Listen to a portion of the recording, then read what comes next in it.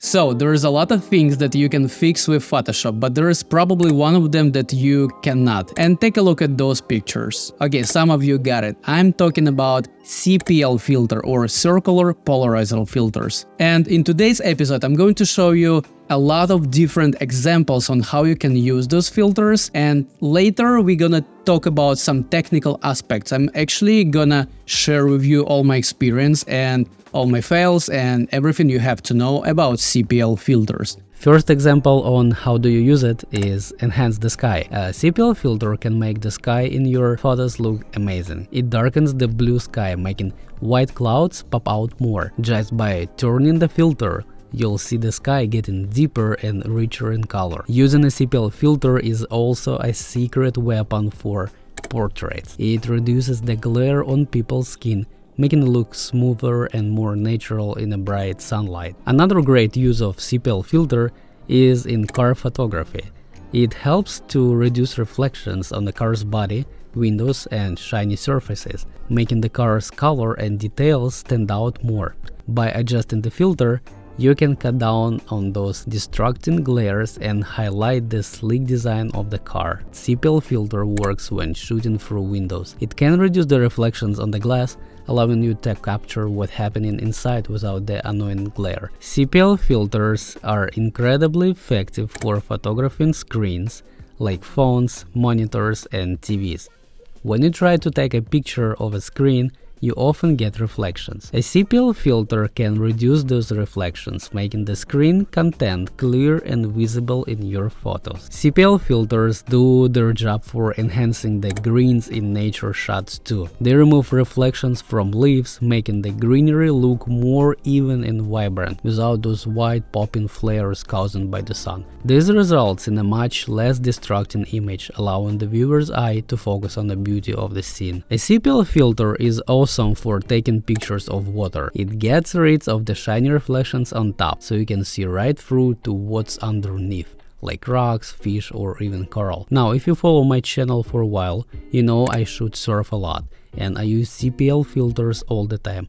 It deepens the blue of the ocean, making the water look more intense and saturated. Next, I'm gonna share some useful info about CPL filters that you have to know. Using a CPL filter might change the colors a bit, making your photo look more yellow and a bit green. It's something to watch out because it means you might have to play around with your photo colors a bit more when you're editing. But don't worry, with a little tweaking in your editing app, you can fix it up and get your photo looking just right. Also, remember that a CPL filter cuts down on the light coming in your camera by about 1 to 1.5 stops. That's the reason why I'll almost never use them at night time. A lot of YouTubers suggest buying the biggest CPL filter you can find and then using step-up rings to fit it on the different lenses. They say it's smart because you can use one filter for many lenses, but for me, not so much. I love things to be easy and quick, especially since I often shoot on the go. Plus, using a huge filter on a smaller lens can look pretty funny and slow me down. And you never really know what the biggest lens size you'll end up needing is. Before I picked up my Canon RF28-70 f2.0 lens, I didn't even know that lenses could come up with 95mm diameter. But at the same time, buying filters much bigger size than you actually have doesn't make any sense since they're much more expensive. The only time I think step-up rings make sense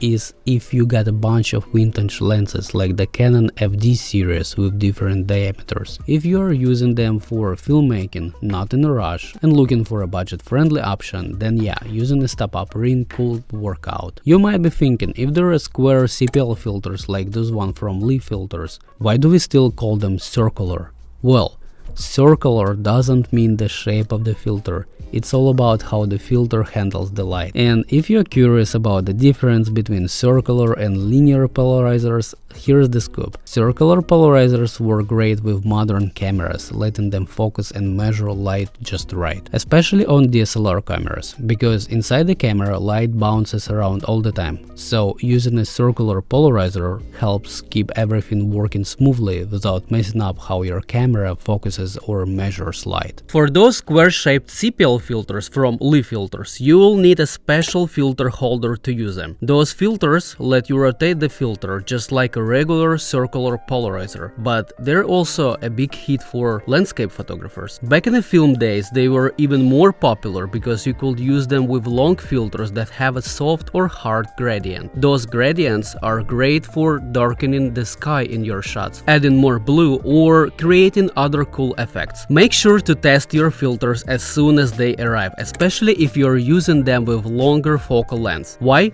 Let me share something with you.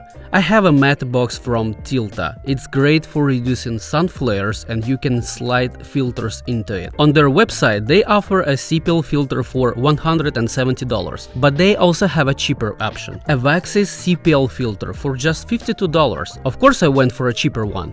Big mistake.